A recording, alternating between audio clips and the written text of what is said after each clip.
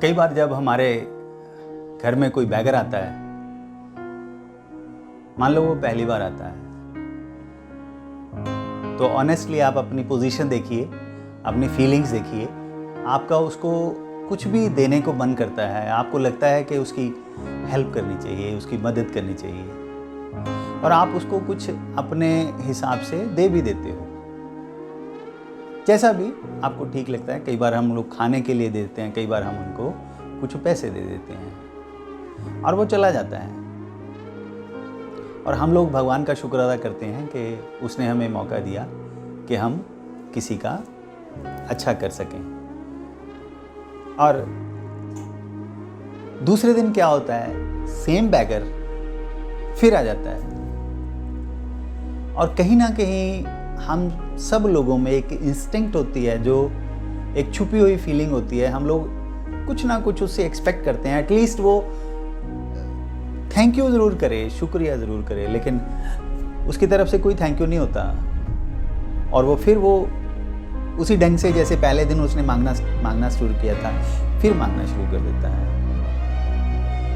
तो आप ऑनेस्टली अब फीलिंग देखिए, जो पहले दिन थी, नो डाउट हम उसको दे भी देंगे, उसको उसकी हेल्प भी कर देंगे, लेकिन कहीं ना कहीं पहले दिन की फीलिंग और दूसरे दिन की फीलिंग में लेवल में फ़र्क रहेगा, वो कम रहेगी। हमारी जो क्यूरियोसिटी है उसको हेल्प करने की, वो थोड़ी सी कम होगी। और दूसरे दिन भी हमने उसकी हेल्प की और हम खुश हो गए और वो चला गया। तीसरे दिन फिर वही बैगर आ जाता है और फिर without saying any word of thankfulness वो फिर हमसे सवाल करता है उसको कुछ देने के लिए। ऑनेस्टली आप ये सिचुएशन अगर आपके सामने है तो आपका तीसरे दिन क्या हाल होगा, कैसी फीलिंग होगी आपकी? मतलब जो पहले वाली इंटेंसिटी थी पहले दिन और दूसरे दिन इंटेंसिटी थी उसकी हेल्प करने की, उसको देने की, वो मैं समझता हूँ शायद वो तीसरे दिन नहीं रहेगी। और हो सकता है हम तीसरे दिन भी उसको दे दें, लेकिन अनविलिंगली। अब जो पहले 2 दिनों में विलिंगनेस थी हमें देने की, वो तीसरे दिन वो विलिंगनेस नहीं होगी या उसका लेवल बहुत कम हो जाएगा। और वही बात, वही बैगर चौथे दिन फिर आ जाता है।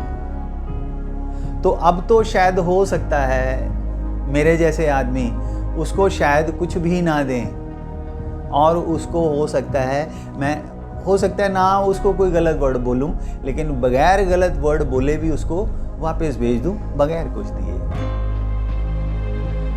सी माय फ्रेंड्स, आपको नहीं लगता हम भी जब परमात्मा की प्रार्थना करते हैं, उसको याद करने में बैठते हैं, तो कहीं ना कहीं हमारी प्रार्थना एक्सपेक्टेशन से ही स्टार्ट होती है और एक्सपेक्टेशंस पे ही खत्म होती है। हर बार जब भी हम हाथ बांधते हैं, हाथ फैलाते हैं, तो सिर्फ मांगने के लिए फैलाते हैं। जैसे हमने उसको कुछ दिया पहले इंस्टांस में, जब हम बैगर को कुछ देते हैं तो कहीं ना कहीं हमारे मन में एक फीलिंग होती है, एक एक्सपेक्टेशन होती है कि वो हमें एटलीस्ट थैंक यू ज़रूर कहे। तो आपको नहीं लगता भगवान परमात्मा आपको इतना कुछ देता है तो उसकी एक्सपेक्टेशन नहीं हो सकती?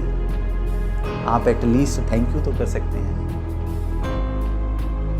और कई बार तो हम भगवान से ऐसे मांगते हैं जिसका कोई सर पैर भी नहीं होता। और कई बार ना तो हम अपने आप को देखते हैं, ना अपने स्किल सेट को देखते हैं, ना अपने स्टैंडर्ड को देखते हैं, बस सिर्फ मांगना है, मांगते हैं।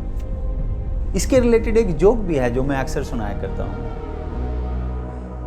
कि एक बार एक शिव जी का भगत था।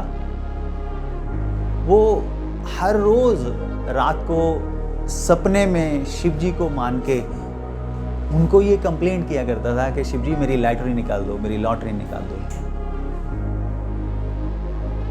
तो भोलेनाथ जी एक बार प्रकट हो गए